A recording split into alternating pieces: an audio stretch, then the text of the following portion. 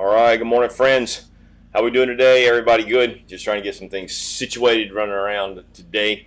Man, it's going to be a great day, isn't it? It's Wednesday. You've already made it kind of to the middle of the week, and life's going to come at us today, and who knows how it's going to come. It's could come easy, could come hard, could come joyful. That's a choice, but sometimes there's difficulties that come into it, and so we're in the middle of a protocol. It's kind of a term we use for in medical deal, right? There's a protocol you take for certain things. There's protocol for work in different areas like that. Well, there's spiritual protocol as well. And so we're going to talk about that today. We're in the book of James, and man, it's just rich and full of some incredible truth. And James just jumps right into it.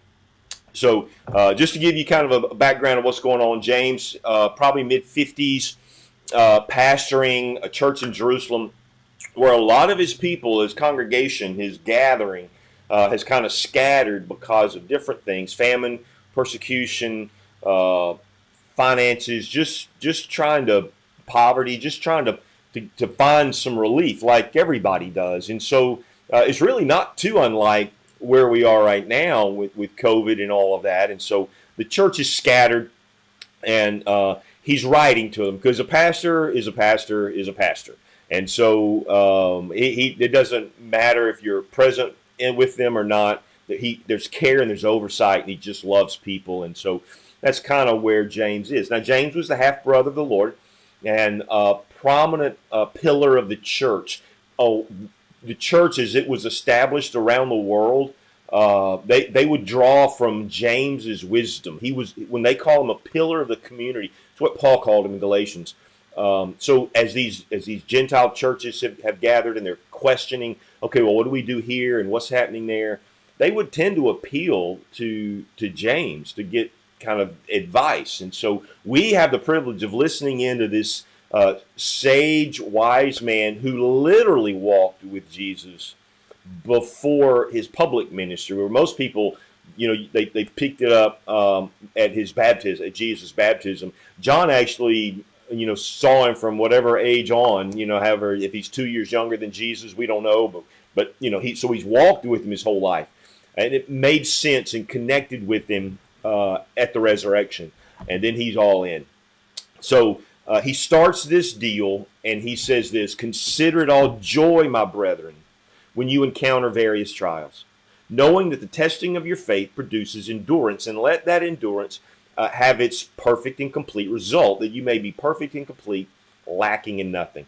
But if any of you lacks wisdom, let him ask of God, who gives all generously and without reproach, and it will be given to him. But he must ask in faith without any doubting, for the one who doubts is like the surf of the sea, driven and tossed by the wind. For that man ought to not to expect that he will receive anything from the Lord, being a double-minded man, unstable in all his ways." So that's the text. And what we're doing is working through, like I said, a protocol. Trials are going to come. That's what he says there. It's the poikilates, which is the word varied trials. Some are small, some are big, some overwhelm us, some irritate us, but they come. And that's just true of life. Solomon said, "Man is born for trouble." Jesus said, "In this life, you're going to have tribulation. It's going to come. Life's not ever going to be easy." And so I think it's a myth that we think that. And I think a lot of churches have failed to really help people understand that just because you came to Christ doesn't mean all the pieces fall together for you and life is nothing but just sunshine and roses. It's not going to happen. In fact, in a lot of ways, when you come to Christ, trials and tribulations, they're enhanced and they come at us, it feels like, much more frequently. So we're going to look at step 4 today, and I'm going to give you these protocols. And listen, you should write these down, and you need to know what they are, because, I mean, it's not like trials are going to go away. So we want to get this pure understanding of it. And so the first thing that he tells us, we looked at yesterday, is consider. He gives imperatives. He says, consider, know, let, and ask. Those are the first 4. So we looked at 3 yesterday. The first one is consider. Consider it joy. What we learn from that is that how I see this trial is going to affect what it's going to do to me. and the effect it will have in me. So I get to choose my feeling. And that's what he's saying. Consider it all joy. All right? You choose your feels. That's how kind of I do it. When stuff comes at me, I can choose how I want to feel. I can get angry.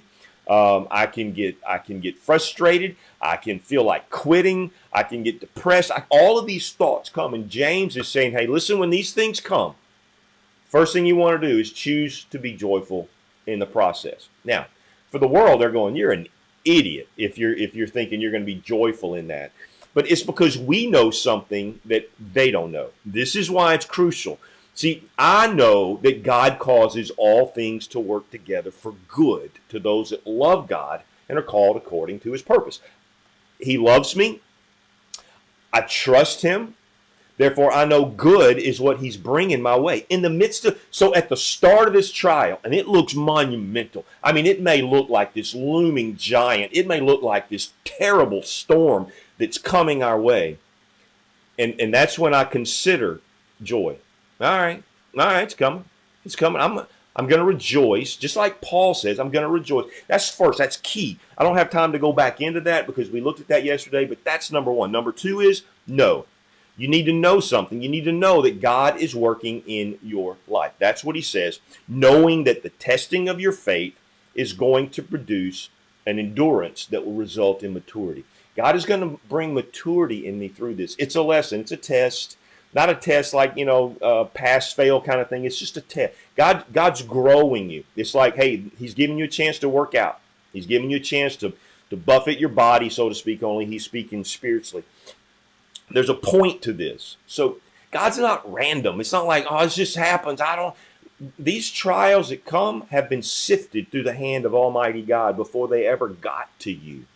And so I need to know. See, first is I'm going to consider. I'm going to choose my feelings. Second, I'm going to know.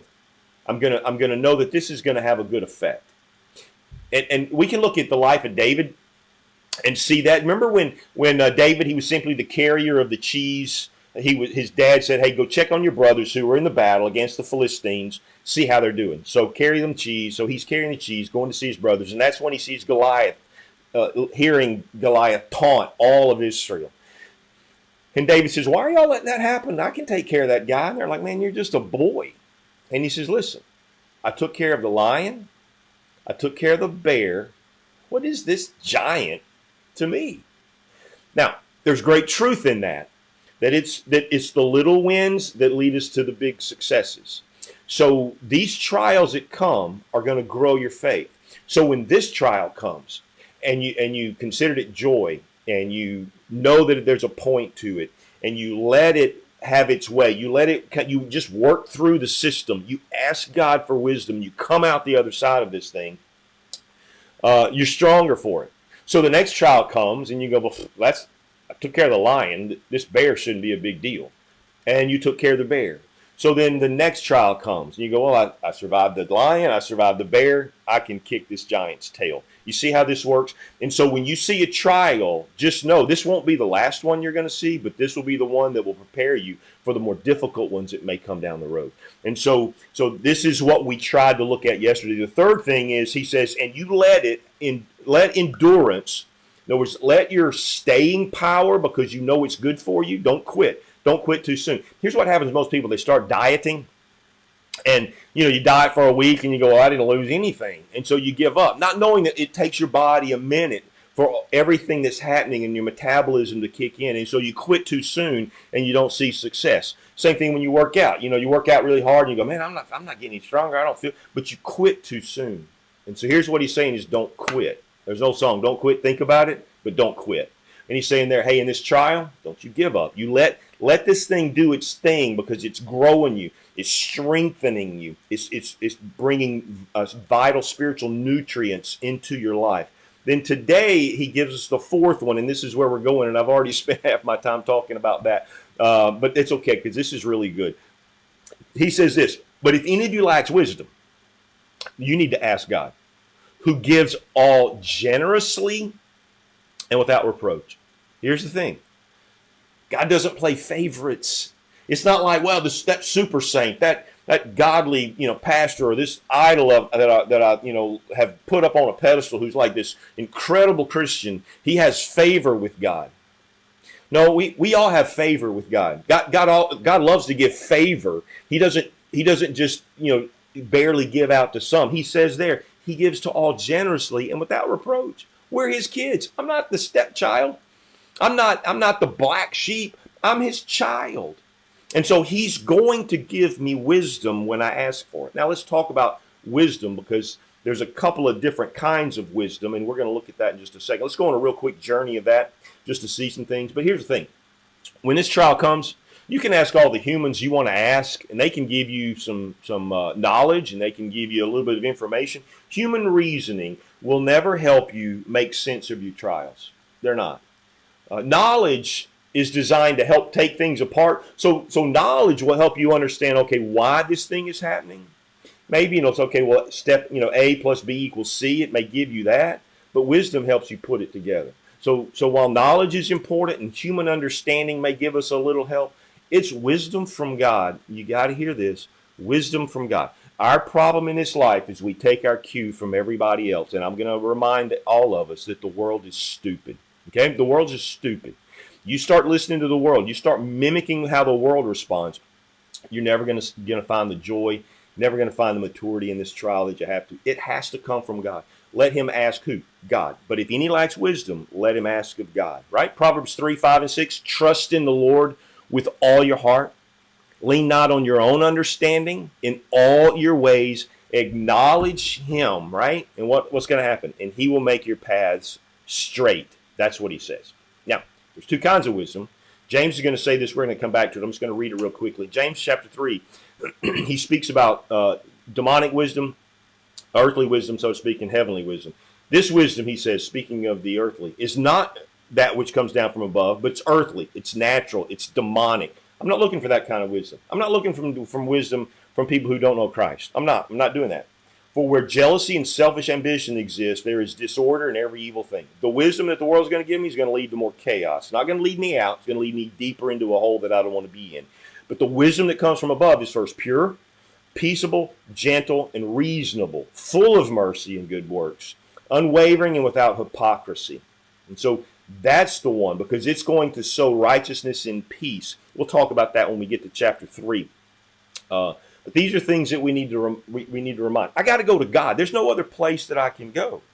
God's not trying to kill me. He's not trying to harm me. He's not even trying to punish me. Now, Jeremiah 29:11 gets taken out of context so much and used as some super deal. But hear what he says, the flavor of it. For I know the plans that I have for you, declares the Lord. Plans for welfare, not calamity, to give you a future and a hope. God has a plan to bring you to maturity. These trials didn't come because he's mad at you or he's harming you. He's bringing you to maturity. He's a good father. You don't need to doubt that. Psalm 81:10. I am the Lord your God who brought you out of the land of Egypt. This is the wisdom from God. So I'm in this trial and it's coming my way. And I'm like, oh, God, this is terrible. And God's going, hey, look at me. Look at me. He says, I'm the Lord your God. I brought you from the land of Egypt. If I did that, I'll do it again. Open your mouth wide and I will fill it. What's he saying? Open your mind, man. Listen to my wisdom. I'll saturate you with it. But it has to be full of faith, right? I want all these scriptures to make sense to us. Without faith, it's impossible to please God. For those who come to him must believe that he is and that he's a rewarder of those who seek him. You ask God for wisdom, he's not going to give you a snake, right? He's not going to go, oh, here, you want some wisdom? Let me give you this. He's going to reward me. When I seek him, he will give me wisdom. And this is so powerful when we see this unfold. And so now let's kind of, having just run on that little journey through the scriptures, let's look at what he says. If any of you lack wisdom, let him ask of God. That's the first place. This trial comes, quit talking to your friends. Quit talking to everybody else. Quit just talking to yourself. Just ask God for wisdom. That one step, by faith, is going to amaze you, because you're going to find yourself being led to Scripture that matters. You're gonna meet someone that's gonna walk into your life today, and they're gonna say some things, and you're gonna go, man, that person's read my mail. How do they know? Because God sent them to you. And so when we ask for wisdom, He's going to give it to us. It'll come from His Word. It'll come from His saints. Sometimes it'll come from, if God will use a donkey to speak wisdom into Balaam's life, sometimes He'll use an ass to speak to you. Excuse the vernacular, but He'll do that. And so we just need to understand that sometimes that's how He operates. But listen to what He says. He's going to give you wisdom. He's going to give you boatloads generously. And He's not playing favorites. You're going to get the good stuff. He's not like, well, I got this secret club. I've got this mastermind, and that's who I kind of spend time with. No. We're all in the mastermind group of God. We're all His favorites. And so He's going to give to us no differently than He'd give to whoever you perceive as a favorite. And then and then He says this, but he must ask in faith and without any doubting.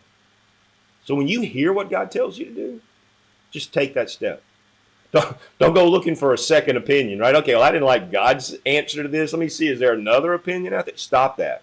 I know that's our tendency, because God sometimes will make us go through a hard path to get through instead of trying to find an easy escape around it. Don't you do that. Don't be tempted to do that. We're going to ask in faith, and I'm not doubting.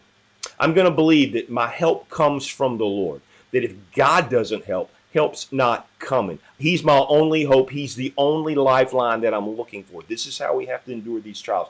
This is how we thrive in the midst of it. For the one who doubts, what happens? You start going, I don't know. Listen, if you heard the word of the Lord, if you know what His word says, or you clearly understood wisdom that came from somebody and you know that to be the source of God, you better do it. Do what it says. Whether it makes sense to you or not, do what He says. This is faith. This is what it means. We just walk by faith. And so listen, what was it that sank Peter? When he walked on water, what was it? It wasn't God. God told him to come. That was wisdom, and he started stepping. Then what happened? The cloud, the thunderstorm started kind of riveting and doing its thing, the noise of the world. And instead of focusing on the wisdom that he knew, that I could walk on that water, he started looking at the storm, and that's when he sank. When you ask God for wisdom, and you start hearing the noise of the world telling you you're stupid, you keep doing what He says. You'll sink if you don't. You keep listening to Him. This is what He says. For that man ought not to expect that he'll receive anything from the Lord. Jesus spoke. You didn't receive it. You decided to do something else. Being a double-minded man, unstable in all his ways. You want to get tossed and fro in that storm and trial? Just don't choose to walk in what God has clearly told you that you should do. So this is the truth that we need to understand. And kind of a sidebar to that, we just prayed for Jackson before he headed out today to work, and just prayed for our family and all of that. But here's some things that I've kind of changed to pray for my family. I used to pray, God keep us safe, and God let's have a good day. I don't pray those prayers anymore. I pray for boldness for my kids and for me. I pray for wisdom, and I pray for protection. But I don't pray for safe and good. That won't get you anywhere. Trials are going to come. When they come, what do you need? Boldness. I'm going to step in faith. I'm going to be bold. If that's what He says to do, that's what I'm doing. I'm going to pray for wisdom, and I'm going to pray for protection, that God would keep the enemy far from me. And that's the message I wanted to bring to you today. Man, James is like, it's like a blast furnace. It's like opening the door and he's just going to blast you. There's no soft, easy. He just comes at you. He's too old in life to take time to just mamby-pamby kind of thing. And I love that about James. So we've got a few more of these directives on trials. We're not out of that yet. So we'll be looking tomorrow at some more of that. But anyway, until then, you guys have a great day, and I will see you then.